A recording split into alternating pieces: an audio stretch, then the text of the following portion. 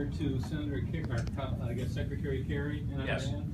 I used to teach Western Civ history and think the Munich Agreement was one of the worst agreements ever, and you know, leading the World War II. And I really like your position comparing the current dealings with Iran. How would you deal with Iran and ISIL and some of the other threats that we face in this world? The best way we should have been dealing with Iran is to bankrupt it, not bankroll them. We just released $150 billion of unfrozen assets so they could buy conventional weapons. They've done enough terrorism with their assets frozen. Imagine what they're going to do when they rush to Russia, buy arms, enrich the Russians, arm themselves, give the weapons to Hamas and Hezbollah. It's crazy.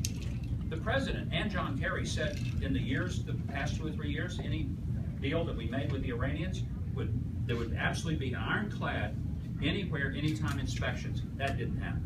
They said that there would also be no enrichment whatsoever on the part of the Iranians. That didn't happen. They can enrich, they just delay it. All we did was say that you can still get your bomb eventually, you just can't get it while I'm still president. What a guy to take that position. What courage. Here's what we ought to do.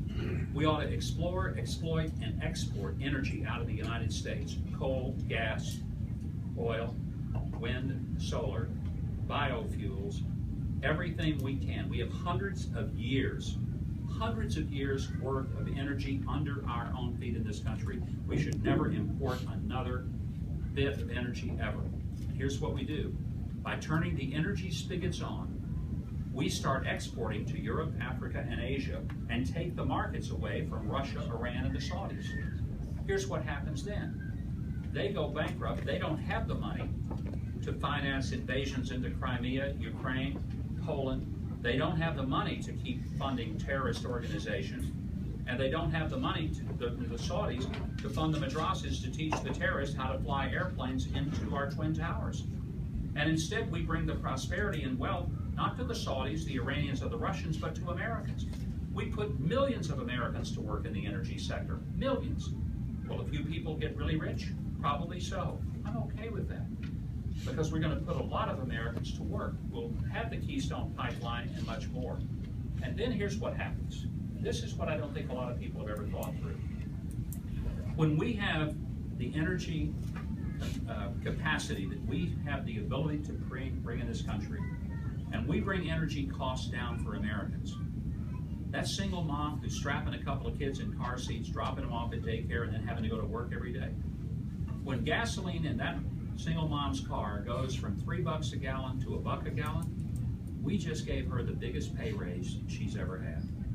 And when that 84-year-old woman who's a widow in South Arkansas on a hot August day, when it's a heck of a lot hotter than it was here today, when that 84-year-old widow wants to turn on her air conditioner so she doesn't swelter through a terrible summer day, she turns it on and runs it down to 70 and enjoys the cool of her air conditioning because she can afford it rather than have to turn it off because the energy costs are too high and she can't even run an electric fan over her face. We're going to change not only the economic balance, but the world balance of power, and we're going to improve the quality of life for American people. And after all, last time I checked, isn't that what we're supposed to do? Make America prosperous? Make America the greatest country on earth? Help me get there. I'll do my best.